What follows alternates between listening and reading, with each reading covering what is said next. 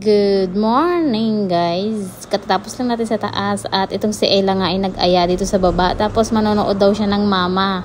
Ibig sabihin, yung mga vlog ko dati na wala pa siya, na nandyan na siya, gusto niyang mapanood. Kaya ayan, nilagay ko muna doon. And habang tayo ay nagtitiklop ng damit. Pinapanood mo ba si mama? Gusto niyang panoorin yung mga nung maliit pa siya. Gusto niyang makita yung bahay nung ginagawa pa. Oh, maliit ka pa? Oh, liit na liit mo pa dyan sa video na yan. Wala ka pa nga, maliit ka pa. Eh, sige lang liit po. Ang liit ni Kuya, grabe. Ang liit. Tsura ni Kuya.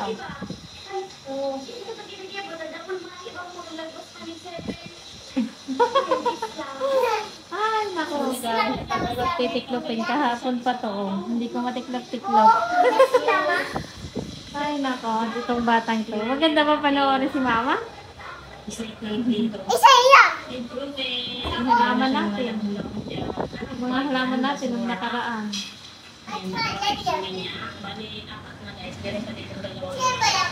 Oo, sa atin niya. Pero meron niya yan. Isa yan. Ay, isa yan. Ah, tulog si Ella. Kaya naman ako.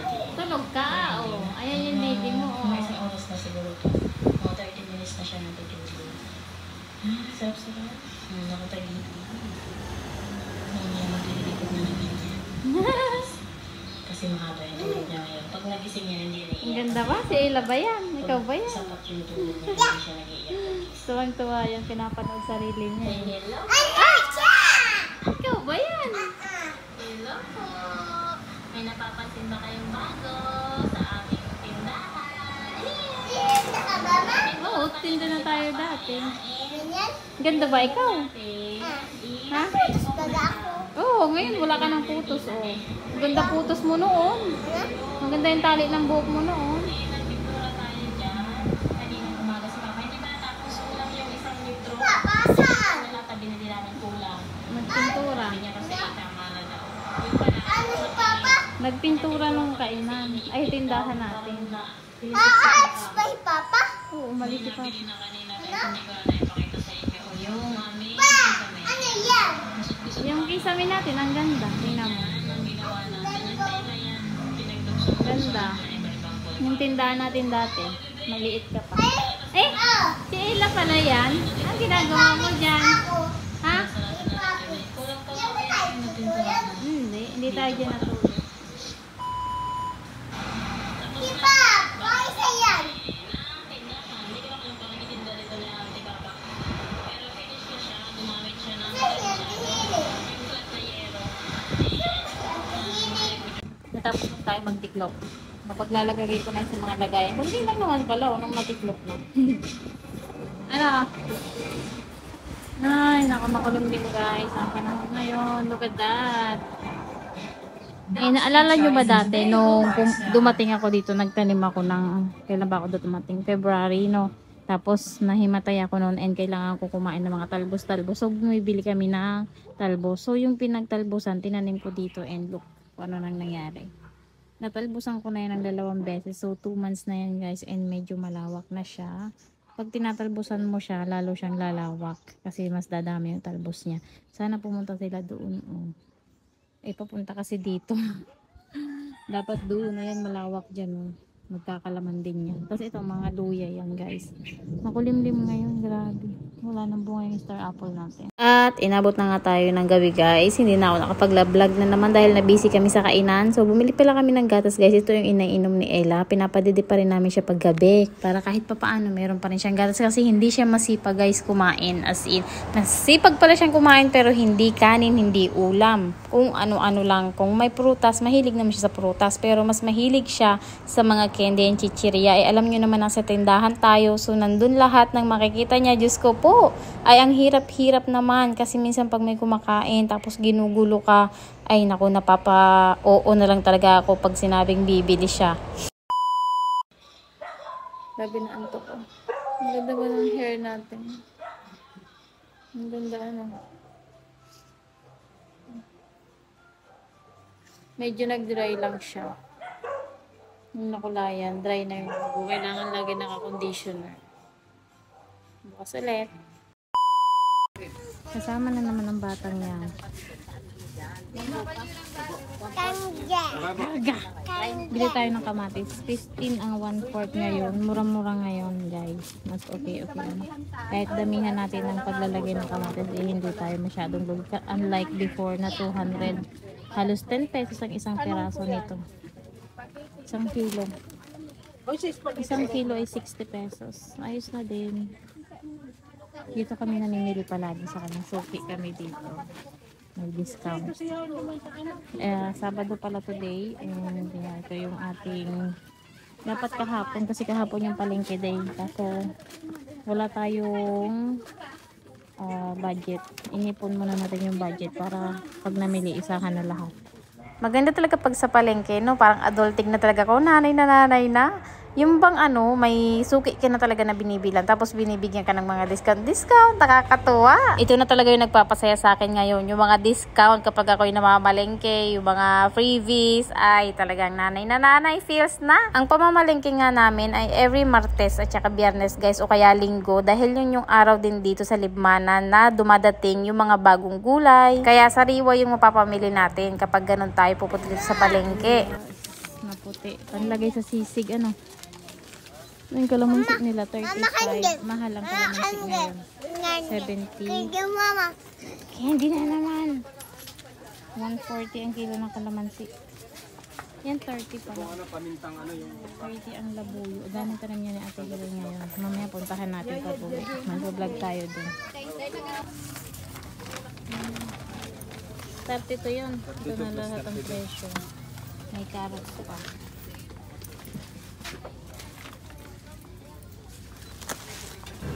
Bumili na tayo ng mayonnaise na malaki. 260. Kasi tinitingi namin, guys, yung isang lagayan. Nasa 50 pesos. Ay, ito 260. Isang na yan. Ilang kilo na yun? 3 kilo po Yung 3 kilo na yan, 260. Nasa 800 lahat yung binayaran natin, guys. 840. Nakais na nila pa din tayo. Lalarga na. Kasama pa kasi yung batang yan. Tara na. Bye-bye. Go. At nung pauwi nga kami, inadaanan namin to dito sa may tabi na 35 lang ang 1/4 ng kalamansi. Kaya dito na kami bumili ng 1 kilo. Naalala ko dati, guys, dito kami nagtitinda ng bayong sa may parte na to ng Libmanan. And meron na ulit tayong mga bayong. So, baka magtitinda na ulit tayo dito kapag palengke day. Kapag makakuha na kami ng tatao sa tindahan na magbabantay. Nakakapagod din kasi, guys. Alam nyo, alas 4 gising na kami. Tapos kami pa yung magbabantay hanggang gabi. Grabe, hindi kakayanin ng powers. Alam nyo yung tulog ko dito, mga 5 or 6 hours lang. Tapos may bata pa akong inaintindi. Yung bahay pa. So parang hindi talaga kakayanin ng powers ko, guys. Kaya kukuha na kami ng angel. Kahit hindi araw-araw na magbabantay sa kainan, maghuhugas ganyan. Kami magluluto lang. Tapos papahinga o mag-aasikaso sa bahay. Kasi alam nyo, yung mga labahin namin, grabe, wala na talagang time. So ito, nakauwi na kami, guys, and marami palang kumakain this time. Isang ban kasi yung tumigil, so puno siya and lahat naman ay kumain. Ito na nga yung napamili namin, worth 2,000 pesos, guys. Kasama na po yung karne ng baboy na 2 kilo. Ay, hindi pala karne ng baboy, guys. Karne ng baka. Kasi yun yung mabenta dito sa amin. Karne ng baka po na pinapaksiw namin. Bali, 2 kilo, 410 ang 1 kilo. So, 820 pesos agad yung karne ng baka. Tapos, yung pinamalengke natin, worth siguro 1,200 pesos. Yung kasali na yung mga iba-iba pang binili natin kay Bebe Ella. Basta, pag pumupunta kami ng palengke, nagdadala lang kami ng 2,000. Yung sakto lang ba, hindi kami nagpasobra kasi pag marami kang dala, marami ka ding mabibili kasi maraming nakakatuksong bilhin. Tapos di ka naman marunong mag-control. Kaya ayun, nauubos talaga yung dala mong pera. Marami kang nabibili na hindi naman nga kailangan yung iba. Kaya ayan ang tip ko sa inyo. Kapag pupunta ng palengke, ilista nyo yung mga bibilihin nyo at magdala lang ng tamang pera. Katulad nga nung isang araw na namalengke kami, sabi ko, may pera pa ba dyan? Parang gusto ko tong bilhin. Kasi may bibilhin sana ako na short, guys. Maganda siyang short para kay Kiel. Kaso wala na pala kaming pera. So ayun, hindi kami napabili. Sa susunod na lang. So, ganon, di ba? Ako pa naman, pag may nagustuhan, lalo na pag sa mga bata, ay talagang bibilhin ko. Kaso nga lang, wala na akong dala noon, kaya hindi na nakabili.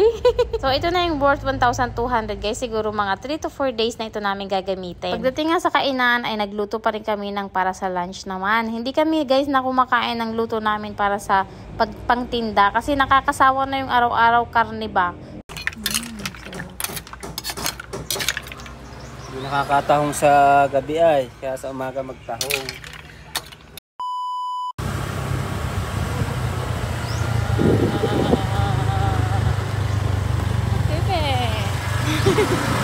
Gala na naman yan. May nagbabantay na. Yes po, tama yung narinig nyo. May nagbabantay ngayon sa kainan. Kaya ayan, napapunta kami sa isang resort dito sa, malapit lang din naman sa amin, mga 15 minutes siguro na biyahe ng motor. Kasi yung ibang kainan dito sa amin ay nag-swimming. Tapos niyaya si Papa Alden, kaya ayan, sumunod kami. So, meron naman tayong nagbantay sa kainan, kaya nakagala tayo. Grabe talaga yung buhay namin. Aakyat lang kami sa kainan, magtitinda, tapos uwi na sa bahay, matutulog. Ganun na lang yung routine namin araw-araw. Buti na lang kumuha na kami ng papasok, magbabantay, maghuhugas sa kainan. Kung hindi, naku po, ganun pa rin yung buhay talaga namin. Nakakapagod, mag-ano ka talaga, bibigay ka kapag hindi mo na-balance yung time mo, yung pahinga, at saka ganitong nag-i-enjoy din kayo, ay susuko ka talaga. Ito palang pupuntahan natin, guys, ay isang ilog. So, malaking ilog ito kapag summer, talagang maraming dumadayo dito na mga kung saan na lugar na pumupunta dito para maligo kasi malamig po yung tubig tapos malinaw. Ito yung maganda dito sa probinsya, no? Kapag summertime, ayan, mai enjoy mo na yung mga nasa paligid, like yung mga ilog, yung mga dagat na malalapit lang talaga sa iyo, unlike sa syudad na napakainit and napakalalayo pa ng mga ganitong mga mai-enjoy mo ng mga lugar or paliguan like ilog and dagat. Ito pala yung entrance nila, 10 pesos sa bata, tapos 20 pesos naman sa adult. Pakamura, 'di ba? Yung mga ano lang babayaran mo, yung mga cottage. Ayan, nakita niyo yung mga price, may 1,000 pa, grabe. Saglit lang naman kami dito, guys. Bali, pumunta kami alas 2 na yata ng hapon. Tapos uwi rin kami, mga 1 hour lang kami dito kasi grabe na yung antok ko. Tapos masakit pa yung tiyan ko dahil napasobra ako sa kain ng tahong. Hindi nga pala ako pwedeng magkakain ng maraming mga seafood dahil yung tiyan ko ay mahina talaga sa mga ganito. At nakakita na naman nga ng tindahan tong isang to. Alam na kung ano na naman ang gustong bilhin to. Mga candy na naman. Medyo malabo nga yung tubig ngayon. Ewan ko lang kung bakit. First time din namin kasi makapunta dito. Medyo marami dito kasi, guys, mga resort, yung mga ilog-ilog. Baka sa unahan nito ay sobrang daming naliligo, kaya lumabo yung tubig pagdating dito. Pag uwi nga namin ay nag-prepare na rin si Papa Alden kasi meron siyang parada. Ito yung tinatawag sa mga barangay, yung mga paliga. So, sumali kasi siya sa basketball. Iikot nga ito sa buong barangay. Meron pa silang pa-majorate and pa-banda. Nakakaaliw na kapag nasa probinsya ka, yung mga ganitong mga nararanasan mo, nakakamiss din kapag nasa abroad ka eh. Mamaya nga ay may palaro na ng basketball.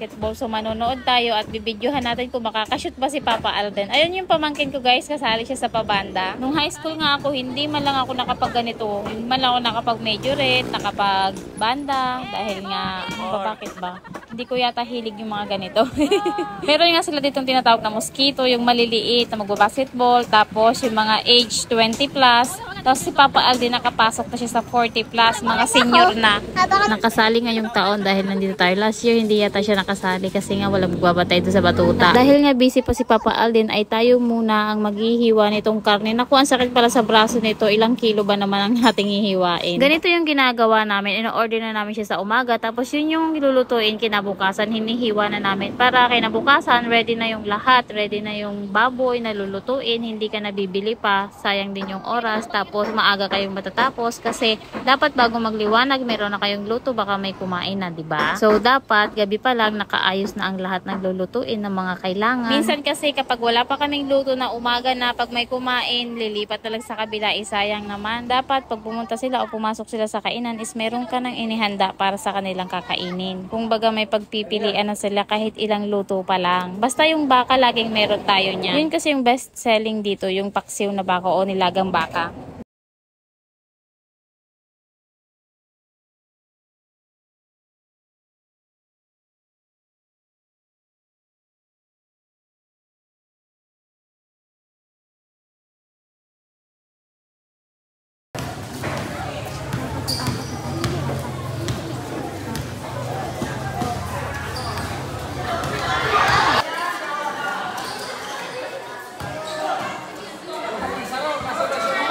Let's try.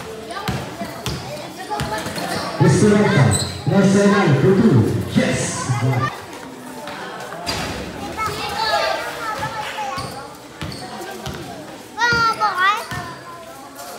Kutu.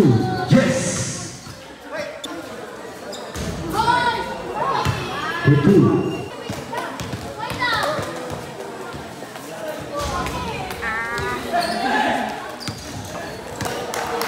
Pogba.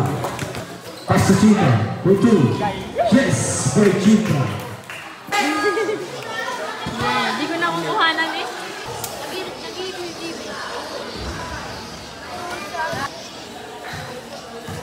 Nasaan po kasi Gillian?